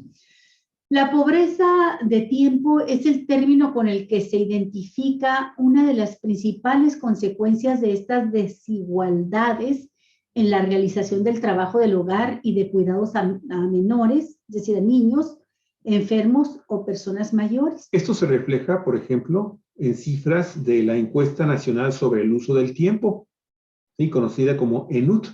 Mientras las mujeres trabajan 38 horas a la semana en sus trabajos remunerados, también dedican 40 horas al trabajo dentro de sus casas, una jornada incluso más grande y sin paga. Para sus pares, los hombres, las cifras son de 4.7 y 15.2 horas semanales respectivamente. Sí, 47.7 horas en sus trabajos remunerados y solo 15 horas semanales en el trabajo en el hogar. Mientras la población masculina destina 4.4 horas semanales a descansar o meditar o irse con los amigos a jugar fútbol, a actividades recreativas, las mujeres solo pueden dedicar 3.8 horas a este rubro Para el cuidado de la salud, los hombres destinan 6 horas cada semana, las mujeres solo 5.2 horas. Pues ahí está un tema del cual muy pocas veces hablamos en Cuatro Vientos, pero que está presente, amigos y amigas. Estos temas, la verdad, es que son fundamentales. Más se recrudece por este tema de la confinación, en que muchos hombres, la verdad es que también dijeron, no, yo no me quedo. Y salían, ¿no? Pese al problema de la contaminación con el coronavirus, pues ahí se mantenían, Olga, y pues rechazaban hacer labores de mujeres. Y eso, pues desafortunadamente, provocó que también los hombres cuando regresaban, mañosones que tampoco se limpiaban las manotas ni todo lo demás, pues finalmente llegaban a contaminar a la familia. Así está el tema. Sí, fíjate que aprovecho para comentar rápidamente de que Manu Mischer, que es una feminista de las buenas, muy activa, muy congruente, y que ha sido diputada, hoy de nueva cuenta lo es, no recuerdo si diputada, legisladora federal, creo que es senadora. Ella ha propuesto una iniciativa, lo hizo esta semana que está por terminar, que viene con el trabajo de consenso, de buscarle el apoyo de mujeres de todos los grupos parlamentarios para garantizar que se pague a las personas cuidadoras. ¿Cuáles son las personas cuidadoras? Pues aquellas que efectivamente dedican un gran tiempo de su vida diaria a cuidar niños, a cuidar enfermos, y que regularmente son en su mayoría mujeres, y son lo peor mujeres que tienen doble o triple carga de trabajo porque trabajan fuera de la casa, trabajan dentro de la casa y cuidan a sus familiares que necesitan atención, necesitan cuidados. Entonces presentó una iniciativa, Javier, para que se considere ya el sueldo, un pago a las personas cuidadoras, y a ver cómo lo procesan, cómo trabajan la propuesta en el Poder Legislativo. Pero me gustó mucho saber que lo hizo ya Javier con un trabajo político avanzado, porque logró sumar a mujeres de otros partidos políticos en esta iniciativa recién presentada. Pues ahí está el tema, amigos y amigas. Sin duda alguna vamos a continuar en Cuatro Vientos tratando este tema, porque la verdad es de simple justicia. Al final de cuentas, uno está conviviendo todos los días, una pareja, pues las cosas de la casa se tienen que hacer en conjunto, sí, y de común acuerdo. Y sí, y no porque digan, ay, me ayuda. El simple hecho de decir que el hombre ayuda en la casa ya está mal, porque está planteando que la responsabilidad la tiene la mujer. No, es copartícipe de la responsabilidad, y atienden también los esposos y los hijos, los hijos varones, atienden también, igual que las mujeres, las cargas de trabajo doméstico. Ay, perdón, me estoy metiendo ya aquí con la siguiente nota, disculpa. Y la siguiente nota tiene que ver con un tema también que en este momento, amigos y amigas, y en México, la verdad es que también es un tema que está mediáticamente muy, pero muy, muy criticado. Es un tema que, la verdad, hay que conocer un poquito más a fondo este tema de la presunta militarización que existe en este momento en nuestro país. Yo ya les he dicho, yo en lo personalmente, Javier Cruz Aguirre, la verdad, los soldados me caen muy mal. Sí, todos en general. Pero, perdón, no todos, perdón. Y corto. Sí, Javier, sí, no, sí, no puedo. No puedo generalizar, discúlpenme, sí, porque hay excelentes también militares a los que yo respeté y sigo respetando mucho. Y hay muchos que no conoces. Sí, muchos que no conozco, efectivamente, que son muy buenas personas. Pero en México, pues el tema es ahora de la carrera militar para crear una formación de élite que incluye obviamente el respeto a plenitud de los derechos humanos de los ciudadanos comunes. Mire, ¿sabe qué? Esta carrera militar de élite toma a una persona, a un hombre o mujer, le toma entre 30 y años de preparación continua. 30 y 40 años. Sí, 30 y 40 años, formar parte de una élite militar. Bueno, ese es un tema, vamos a dar a conocer la información, luego platicamos si quieres algo, y además de antemano te digo, Javier, tenemos que destinar un programa con nuestros colaboradores de análisis, porque algo muy importante está sucediendo en las Fuerzas Armadas del país, algo muy importante está sucediendo en el país, los críticos de López Obrador hablan de una militarización y cuando ves cómo van tomando espacios en áreas públicas, dices sí, pero cuando ves cómo es diferente la manera en que está trabajando el ejército. Que están siendo capacitados. Y que están siendo capacitados y además ver a los militares trabajando, desquitando el sueldo en lugar de andar protagonizando masacres o represión, pues hay una diferencia enorme, ¿no? Bueno, dice este trabajo periodístico de José Reyes que le publicaron en Contralínea. Dice, así se llama el medio de comunicación, Contralínea. Reorientar a las fuerzas militares a sus labores profesionales para enfrentar la crisis causada por la epidemia de COVID-19 y el regreso a la normalidad requiere nuevos despliegues militares en los que una élite de cuerpo de oficiales de la Secretaría de Defensa y Marina y la Guardia Nacional juega un papel determinante, afirman expertos. Así es. Mire, en la intención de las Fuerzas Armadas en todo el espectro, en la interacción de las Fuerzas Armadas en todo el espectro, de más de 15 operaciones y defensa de la seguridad nacional, destaca la labor del Cuerpo de Oficiales egresados del Heroico Colegio Militar, la Escuela Militar de Aviación y la Heroica Escuela Naval Militar. El Cuerpo de Oficiales, constituido por elementos con jerarquías de subteniente a general y de guardiamarina a almirante, ejerce el liderazgo e integra la columna vertebral de la estructura de las unidades, dependencias e instalaciones militares, aéreas y navales.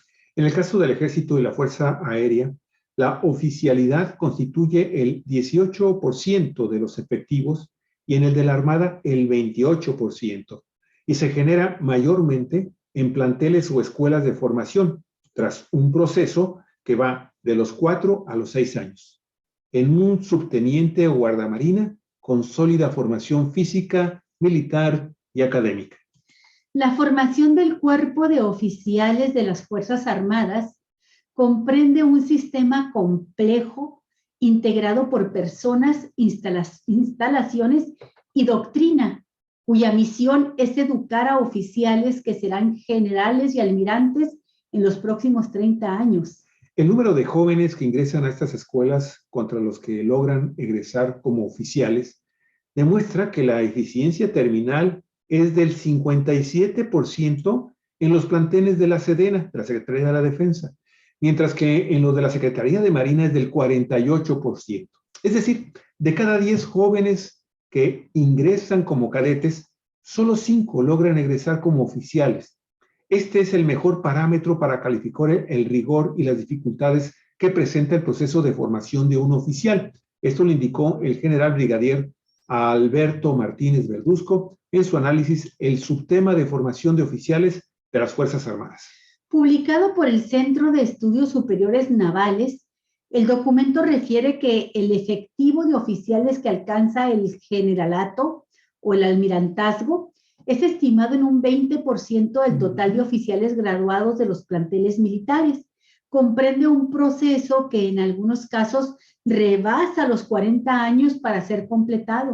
Martínez Verduzco, graduado en el Colegio Nacional de Guerra de la Universidad de Defensa de los Estados Unidos, destaca que la seguridad nacional en México comprende un amplio espectro de ámbitos en el que las Fuerzas Armadas materializan acciones que van desde las orientadas a la defensa de la soberanía nacional hasta las directamente relacionadas con el ámbito de seguridad pública. Apenas el pasado 10 de noviembre, el presidente López Obrador determinó el ascenso al grado inmediato a 235 generales, coroneles y tenientes coroneles del Ejército y Fuerza Aérea, conferidos el 20 de noviembre, como se hace cada año, y ahora con motivo del 111 aniversario del inicio de la Revolución Mexicana de 1910, y quienes pasan ya a formar parte del cuerpo de oficiales. Pues mira, este trabajo es muy interesante porque para empezar nos arroja luz sobre algo que es desconocido por la inmensa mayoría de los mexicanos,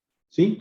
Cuando entonces tú conoces que existen tal grado y tal cantidad de años para poder finalmente tener a un soldado, a un naval o a un piloto de la Fuerza Aérea con estos niveles de exclusividad en sus estudios, dices, caray, pues realmente tenemos un grupo de mexicanos que están siendo capacitados para que el ejército mexicano, las Fuerzas Armadas de este país, vayan modificando su imagen pública, porque la verdad, Olga Alicia, durante los gobiernos del PRI, después del general Lázaro Cárdenas, sí, hasta llegar con Felipe Peña Nieto, pues la verdad era una imagen de represión, de autoritarismo, de abusos, de violaciones continuas de derechos humanos en México y de una verdadera, a veces verdaderas masacres cometidas en contra de zonas del país y de personajes de este país que estaban buscando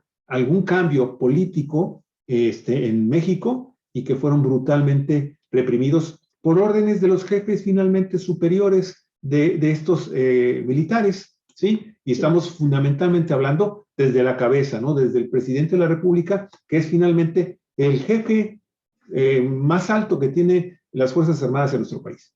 Sí, es muy interesante, Javier, esta información sobre podríamos usar la palabra, la enorme plusvalía en cuanto a acumulación de conocimientos y de formación profesional que alcanza un alto mando militar en el ejército, ¿no? Y luego esto nos tiene que alejar en este caso de la imagen que tenemos del gorilato, de los generales gorilas, represores, de los Augusto Pinochet, que dan los golpes de Estado, pero además nos lleva también a pensar, Javier, en que el proceso de selección es muy riguroso.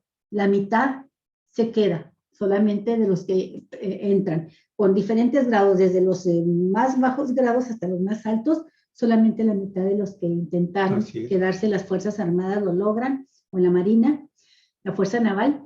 Y creo que es muy importante, Javier, también mencionar, ya lo haremos mañana, el lunes, que nos toque hacer el análisis, pero yo traigo una sensación interesante del mitin en el Zócalo, de ver a los militares ahí junto a la gente, porque siempre me tocó ver nada más al pueblo que se convocaba en el Zócalo a apoyar a López Obrador, el líder político opositor, y ahora ver a los militares conviviendo con ese pueblo que estaba en el Zócalo, me pareció muy interesante la imagen y el discurso de López Obrador. Y bueno, ya hablaremos, repito, hay que hacer un programa especial sobre el papel que están jugando ahora los militares en el país. Claro. Y precisamente López Obrador, en el día 1 de diciembre, de nueva cuenta volvió a referirse al ejército como es un ejército del pueblo. También los soldados son pueblo. Y eso, yo empiezo a tratar de modificar mi actitud personal, que no lo reflejo obviamente en mi trabajo profesional, pero sí estoy tratando de entender más una política en donde estoy viendo involucrándose a una cantidad cada vez mayor de elementos del ejército. Me llama mucho la atención en estas fotografías que hemos estado publicando, Galicia, la enorme cantidad también de mujeres que están ingresando a las academias militares navales y de las Fuerzas Armadas en México, y que están generando también un cambio de actitud por parte también del ejército, de las políticas militares en este país. Entonces, bueno, a mí me sorprende que de repente cuando se está hablando de las obras que se están realizando en este país y de los nombramientos que se están haciendo, de los altos niveles de cargos que anteriormente estaban ocupando civiles, bueno, la enorme cantidad de profesionales dentro del ejército. Y esto se revela gracias a esto que acaban de mencionar, este reportaje de Contralínea. La verdad es que es muy interesante que finalmente nos estén abriendo poco a poco también una ventana hacia un sector que les digo, para cierto sector de la población, ya aquí me incluyo, ¿sí? Las Fuerzas Armadas, la verdad, dejaban mucho que desear en relación a su comportamiento con la población civil. En fin, ahí va. Y nada más un último dato, Javier. Creo que es de los casos en que se demuestra, porque ya llevamos 3 años de gobierno y en realidad han sido excepciones, completamente excepcionales, los casos en que se ha cometido un abuso en estos 3 años de gobierno por parte de elementos militares, algún abuso contra la población. Y en los casos en que se ha cometido está detectado y está bajo investigación o ya sanción. Pero lo cierto, Javier, es que si comparas cualquiera de los sexenios anteriores, sobre todo los últimos, especialmente el de Calderón, te vas a dar cuenta que era brutal la manera en que se involucraban los militares en masacres, en homicidios, Sí, ocupaba el primer lugar en en Texas. ejecuciones extrajudiciales, en desapariciones, en todos los crímenes de lesa humanidad que venimos arrastrando y que han dejado una estela de dolor inacabable aún, y eran protagonistas los militares. Y es de los casos en que dices tú, si la cabeza funciona bien, el cuerpo completo lo va a hacer. Y es el caso de decir, bueno, si la cabeza está podrida, si la domina la corrupción, también toda la institución se va a comportar de esa manera. Y si no es así, ¿verdad? Si la cabeza la limpias, si vigilas que actúe bien, se puede funcionar bien. 3 años de gobierno sin que tengamos el ejército que teníamos. Javier, la decisión más importante para mí que tomó el presidente de la República fue desaparecer esa casta dorada, la más corrupta que tenía el ejército. El Estado Mayor Presidencial. El Estado Mayor Presidencial, que además era el que utilizaban en primer lugar los presidentes para bajar las órdenes represivas en contra de la población. Y ese Estado Mayor Presidencial era el más corrupto, la parte más corrupta del ejército. Y esta decisión la tomó así. El primer día de gobierno ya estaba eliminado el Estado Mayor Presidencial y creo que fue fundamental para garantizar este proceso de transformación del ejército y la función que ahora están realizando.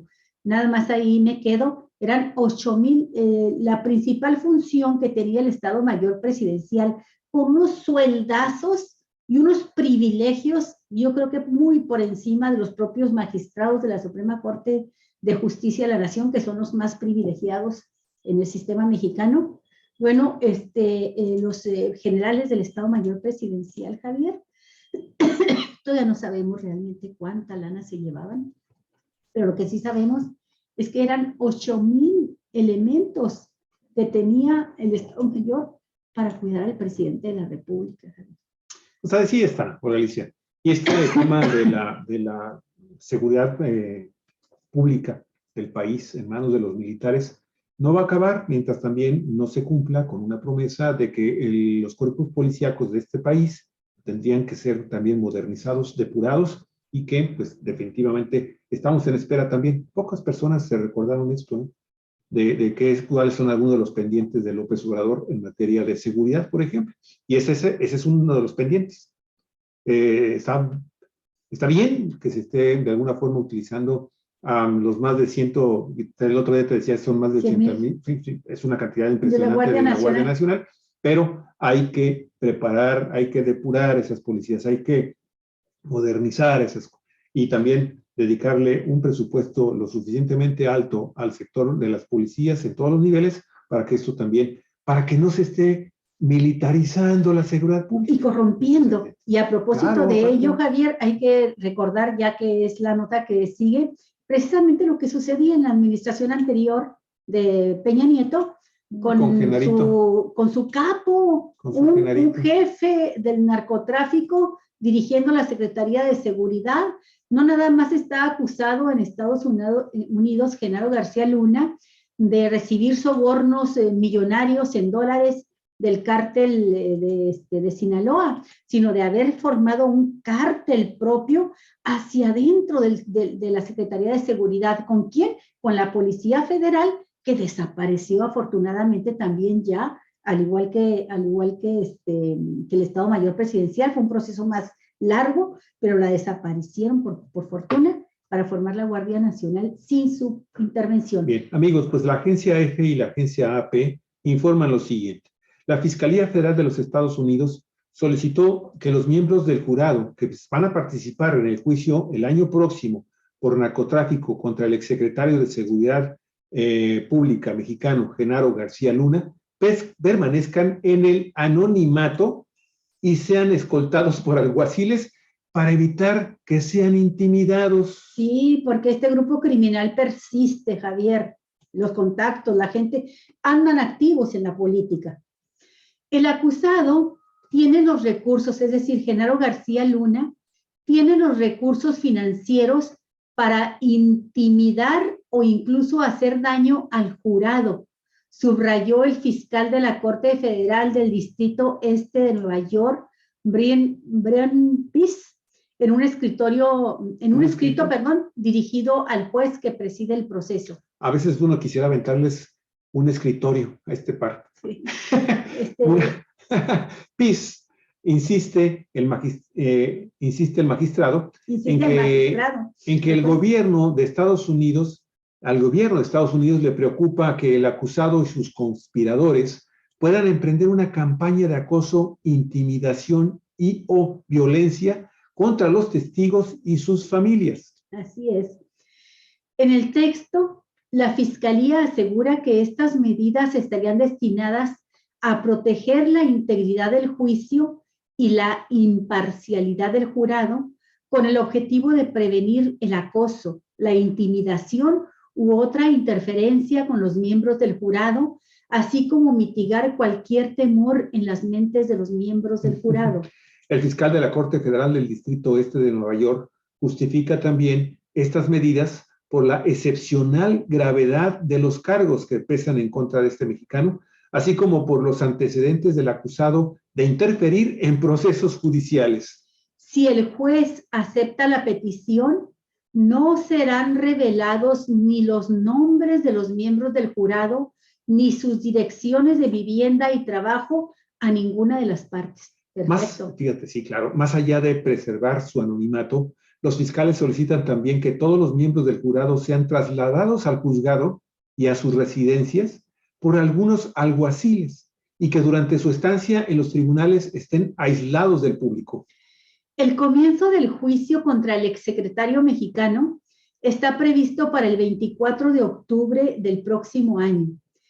Genaro García Luna dirigió entre 2001 y 2005 la extinta Agencia Federal de Investigación de México, esto durante el gobierno del panista Vicente Fox. Era una institución encargada de luchar contra la corrupción y el crimen organizado. Y posteriormente, ya con Felipe Calderón, entre 2006 y 2012, fue secretario de Seguridad Pública. Y mire, según la Fiscalía, el acusado utilizó sus cargos oficiales para ayudar al cártel de Sinaloa, un famoso cártel de la droga mexicana, a cambio de sobornos multimillonarios, y agregó que tiene previsto llamar a testificar a numerosos testigos que han sido partícipes de la violencia ejercida por este cártel mexicano para protegerse de rivales, luchar por su territorio y silenciar a todos aquellos que cooperan con las fuerzas de seguridad. Olga, lo que no deja de llamar la atención es que por primera vez en todos los procesos que se han seguido a los grandes delincuentes relacionados con presuntas actividades ilícitas relacionadas con el tema del narcotráfico y las bandas transnacionales que operan en nuestro país, por primera vez un juez determina este tipo de medidas para proteger al jurado y a los testigos. De ahí te da más o menos una idea de la imagen que tiene el poder judicial y de justicia de los Estados Unidos en contra de este hombre, ¿sí? De Genaro García. Y del que está a su lado. Pues sí, claro, pero jefe. Como en este momento el que tiene la verdad, la posibilidad, porque no hay que olvidar que Genaro García Luna no hizo nada más su red presuntamente delincuencial en México. Estuvo durante muchos años, ¿sí?, trabajando de común acuerdo con diversas instituciones de seguridad en los Estados Unidos y creó allá también en Estados Unidos redes de delincuenciales muy fuertes, muy poderosas, que evidentemente ahora tienen una enorme preocupación de lo que pudiera ventilarse en ese juicio en contra de este personaje y creó tan una señalado. empresa en la que se quedó como dueño, él y sus socios, pues de la tecnología y de la información recopilada durante tantos años, que trabajó en esta área súper sensible que es la seguridad y el combate al alto crimen en México. Claro. Toda esa base de datos, toda esa información y toda la tecnología de punta que se adquirió durante su gobierno, pues tuvo acceso y recursos para comprarla también para su propia empresa privada, Javier. Sí. Entonces, claro que tiene un poder de fuego criminal, de fuego en cuanto a inteligencia y en cuanto a llegar al enemigo, muy fuerte, Javier, sí. y así lo están viendo sí. Los fiscales sí. de Estados Unidos. Y yo nada más hago un último comentario de todo esto que estamos comentando. Galicia, que en Estados Unidos tampoco se quieren pasarse de listos. Este hombre tiene también conectes, ¿sí? Relaciones con importantes funcionarios de la Unión Americana, porque no hubiera sido posible que este personaje creara todos estos emporios de la criminalidad, ¿sí? Sin el apoyo, la autorización y la complicidad de importantes funcionarios de los Estados Unidos, que espero que también sean llamados a cuentas. Sí, bueno, así es. Vamos a la última nota, Javier, y el otro tema lo dejamos pendiente para el próximo lunes, que uno que se nos pasó incorporar. Bueno. Sí, pero ya vamos a la última. Con 4 de 6 votos de los ayuntamientos, Congreso y Ejecutivo de Baja California, publicarán la creación de la Secretaría de Seguridad Pública. Finalmente, Marina del Pilar va a sacar adelante su propuesta, la gobernadora. No sin dificultades, ¿eh? No, finalmente, por eso digo. El diputado Juan Manuel Molina, que fíjate, creo que son las cosas, era uno de los operadores más importantes que tuvo Bonilla. Parecía muy fiel a él, como otra diputadeta que anda por acá, ¿no? Exdiputadeta. El diputado Juan Manuel Molina anunció ayer la recepción de la 4ª opinión favorable del Ayuntamiento de Playas de Rosarito para la creación de la Secretaría Estatal de Seguridad Ciudadana, que sumada a la que previamente emitieron los gobiernos de Mexicali, Tecate y San Quintín, permite la emisión de la declaratoria de la reforma constitucional que crea esa dependencia y pase a su publicación en el periódico oficial del Estado. ¡Ah, cómo le costó trabajo! Mira, el legislador anteriormente integrante de la bancada bonillista en la 23 legislatura estatal, este señor Juan Manuel Molina, dijo que dentro de los próximos días se va a llevar a cabo una sesión extraordinaria ahí en el Congreso para oficializar la creación de esta secretaría. Y al ser cuestionado si era necesario esperar la opinión de los municipios de Tijuana y Ensenada, comentó que no. Sí, obviamente que no, Javier, ya se reúnen con el requisito constitucional, el mínimo, no la base. Sí. La recomendación, dijo el diputado y presidente del Congreso local, es acelerar la creación de la Secretaría de Seguridad Pública, la cual iniciará funciones a partir del 1 de enero, por lo que ya está incluida en el paquete de ley de ingresos y presupuesto de egresos para el siguiente ejercicio fiscal. Hay que recordar que Bonilla pasó todas las funciones de la Secretaría de Seguridad Pública a su fiscal compadre, a la fiscalía, y que el fiscal continúe en el cargo porque supuestamente es autónomo, no lo puede, y fue electo por un periodo mayor al de los 2 años de Bonilla, entonces pues no lo puede quitar Marina del Pilar. Bueno, precisamente la gobernadora Marina del Pilar Ávila comentó que respetará la autonomía de los municipios de Ensenada y Tijuana, pero declaró textualmente lo siguiente: pero ya se les enviaron a los presidentes municipales de Ensenada y Tijuana, sí, también del partido Morena, pero obviamente también unos bonillistas declarados, Armando Ayala y esta Montserrat Caballero, ¿sí? Los dos, dice, ya se les enviaron estos dos oficios para invitarlos a que a que sesionen en el Cabildo sobre estos temas, y de lo contrario, el decreto de creación de esta secretaría será aprobado por medio de la norma positiva ficta.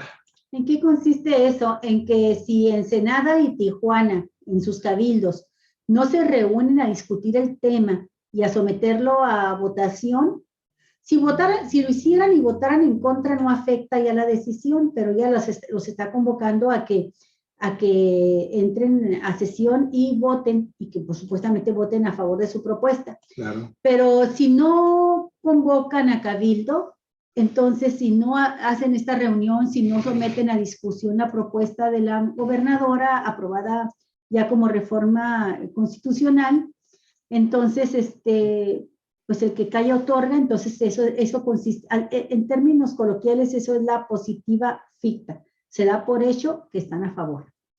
Respecto a la permanencia del fiscal Guillermo Ruiz Hernández, el famoso Titi Ruiz, la gobernadora, está ahí, el compadre de Bonilla, la gobernadora Marina del Pilar Ávila dijo que respeta la autonomía de la Fiscalía General del Estado, pero afirmó que su gobierno está a favor de la creación de la Secretaría de Seguridad Pública debido a la necesidad de devolver las facultades en materia de seguridad al Poder Ejecutivo de Baja California. Claro que sí. Y más cuando este hombre todavía no define si se va a quedar o se va a ir. Bonilla, de veras, sí. Y ahora, este hombre que tiene 5 años en el cargo, que deberá estar 5 años, sí, los cuales lleva 2, fue electo pues por el Congreso definitivamente para 5 años. pone, es una verdadera piedra en el zapato de la gobernadora y de su administración, porque este personaje que le estábamos comentando ya en un programa especial, no se quiso ir a las oficinas de Mexicali, de la Fiscalía, y rentó por varios millones de pesos durante 2 años las oficinas del World Trade Center allá en Tijuana, y que le costó muchísimo dinero al erario. Bueno, pues este hombre simple y sencillamente no define si se va o se queda. Así que vamos a esperar qué sucede también con este escándalo, Galicia. Sí, vamos a esperar a ver qué sucede. En tanto, Javier, pues nada más comentar que hay bonillistas que vieron para dónde estaban soplando los vientos y rápidamente se acomodaron las velas hacia con Marina del Pilar. Yo no sé hasta dónde, bueno, en este caso de Juan, el presidente del Congreso, ¿cómo se llama? Juan Manuel Molina. Juan Manuel Molina, pues le está haciendo bien el trabajo a la gobernadora. No sé, no creo que sea un infiltrado de Bonilla, sino simplemente pues se acomodó ya al poder, a quien detenta el poder hoy. Pero hay otros y otras bonillistas de última hora se volvieron marinistas. Y esas pues están, yo no sé todavía, Javier, si realmente ya van a estar trabajando con Marina del Pilar o van a ser infiltradas de Bonilla en el equipo de Marina del Pilar. Bueno, Galicia, pues simple y sencillamente como un enunciado, decirles, amigos y amigas, que el tema del famoso, del accidente de la línea 12 hoy está cobrando de nueva cuenta importancia, porque usted recordará al exdirector general del extinto proyecto Metro, Enrique Horcasitas Manjarres, pues ya pidió seguir el camino de Carso Infraestructura y Construcciones, que es la empresa, el consorcio de Carlos Slim, empresa que construyó el tramo de la línea 12 del metro de la Ciudad de México, que colapsó en mayo pasado. Es decir, quiere llegar a un acuerdo reparatorio en la investigación del accidente y con ello la cancelación del proceso judicial en su contra. Así están las cosas en el tema del metro 12. Qué fácil. Ya encontraron, ¿verdad? Encontraron el caminito. Bueno, amigos y amigas, muchísimas gracias por estar con nosotros. ¿Alguna cosa más, Galicia Aragón? Gracias, Javier. Muchas gracias a ti por la preparación de este programa. Gracias a ustedes por continuar con nosotros hasta el final y compártanlo. Nos vemos el lunes próximo. Buen fin de semana, amigos y amigas. Fin de semana. Muy buen fin de semana. 4 vientos, pero en la red donde todas las voces se encuentran eco. Le deseo lo mejor. Cuídese mucho, por favor, porque la vida es muy breve. Hasta pronto. Hasta pronto.